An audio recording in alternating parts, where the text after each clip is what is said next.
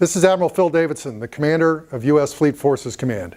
As I said at the beginning of spring, two things separate the best commands from the rest: unwavering commitment to the Navy's mission and clear communications.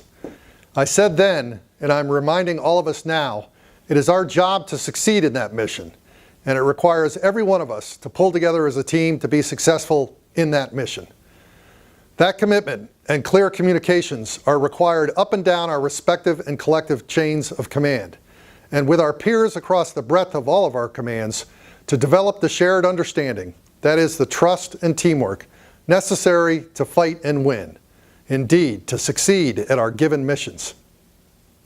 In the last year, we have seen a number of units perform extraordinarily well in combat. Dwight D. Eisenhower and CAG-3, WASP and 22nd MEU, San Antonio, Kearney, Mason, NHTSA, Porter, Ross, and arriving home today, George H.W. Bush and CAG-8.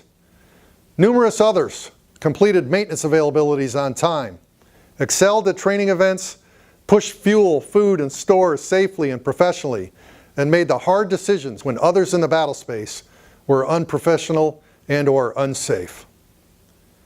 In just the last few months, we've also witnessed a number of mishaps. The Antietam, the Leapfrog parachute accident at Fleet Week, New York, VMM 265 aboard Green Bay, a VFA-22 ramp strike aboard TR, ejections from a VFC-111 F5 and a VFA-146 FNA-18E, an oil spill at NAS Oceana, and collisions involving Lake Champlain, Fitzgerald, and now John S. McCain. I'm sure there were other less severe mishaps, as well as some near misses also. The foregoing is not meant to highlight any of these as indicative of either high-functioning or low-functioning teams. I would venture to guess that some of the units I highlighted as performing well had low-functioning team performance on more than one occasion, perhaps even during these combat actions. I would also guess that some of those involved in mishaps had high-functioning team performance, again, even during the mishaps. I do know this: low-functioning teams will make mistakes. High-functioning teams can make mistakes. As we have seen, the environments in which we operate are terribly unforgiving.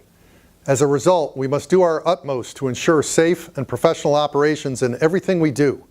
Our lives literally depend upon it. Each unit in CTF 80 is directed to take an operational pause, one full workday, to address and assess each unit's readiness to perform our missions and nothing else.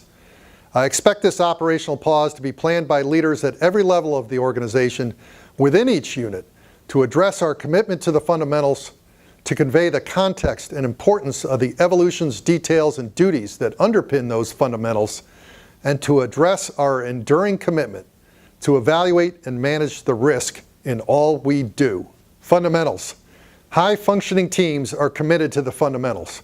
It starts with the 6 tenets of sound watchstanding: integrity, formality in communications and watchstanding, procedural compliance, level of knowledge or technical competency as some may know it, questioning attitude, and forceful backup. I know we reinforce these tenets with you frequently, but the reason is clear. You are all operating complex equipments, in complex environments, in constantly changing operating scenarios, and in team environments. These 6 tenets are the building blocks that ensure the team succeeds when the equipment, the environments, the team, and/or the operating scenarios change subtly or profoundly. The 6 tenets also depend upon your team's commitment to training on and using the governing instructions and foundational training all of us know support our business: the COLREGs, NATOPS, NSTMs, EOS, CSOS, SPINs, OPTAS, standing orders, and so on. Sound maintenance practices, standard operating procedures, and a commitment to watchstanding principles are the backbone to crew safety and mission success. Your action? Review the 6 tenets and reinforce the governing instructions across your teams.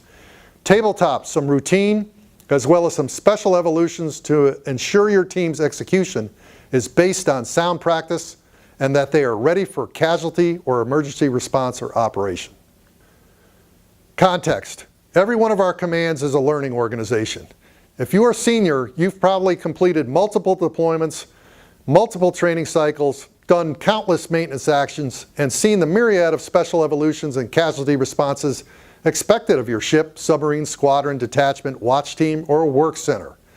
For probably half of your command's personnel, however, many of your crew members are seeing these things for the first time. They might not understand how critical egress training is unless they understand they might be expected to execute it in blackout and flooding conditions. They might not understand that stowage for sea is critical to preventing loose gear from blocking entry or exit points or becoming missile hazards during attacks. So your action: commit your unit to the planning, briefing, execution, and debriefing culture we insist upon. This allows you to reinforce the fundamentals I outlined above in an environment where your personnel are constantly learning. Plan your evolutions, brief them prior to execution, brief the possibility for casualty or emergency response, execute these evolutions to plan, and then debrief the goods, bads, and others that result afterwards. Make PBED, planning, briefing, execution, and debriefing, routine in your units. Risk. Admiral Nimitz implored Vice Admiral Spruance before the Battle of Midway to employ the principle of calculated risk. To risk his forces only if the benefit to be gained outweighed their potential loss. Every commander is charged with the same task each and every day. The evaluation, mitigation, and acceptance of risk is inherent in everything we do. It is the hard work of leaders to constantly evaluate the risks in every evolution, to understand when the risk outweighs the benefit to be gained, and to make the changes necessary to ensure success. Any evolution is different on any given day. The weather, a change in personnel, the shipping density, the visual conditions, the time of day, crew fatigue. These are all factors that should cause you to evaluate the risks, make changes to mitigate them where you can, and either accept the risk that remains or cancel or change the evolution. The tools at your disposal here are vast. We have commanders sign PQS, watch bills, and the flight plan, issue night and standing orders, and chair warfighting councils and navigation briefs for a reason. So the commander and his leadership can weigh the risks, mitigate them, and either complete the evolution or report that they cannot. Your action: sit down with your officer and enlisted leadership in special evolution groups and discuss the principle of calculated risk. Conduct a tabletop with scenarios that stress your leaders and evaluate whether they understand risk. Make sure they understand the duties and responsibilities that most of them do routinely are tools meant to assist them in evaluating, mitigating, and accepting risk. It is my privilege to serve alongside you. Your commitment to our collective success is well understood and most appreciated. The nation knows what you're capable of each and every day, and you have proved it routinely. But we can always get better. Plan this operational pause and execute it smartly. Thank you again for all you do.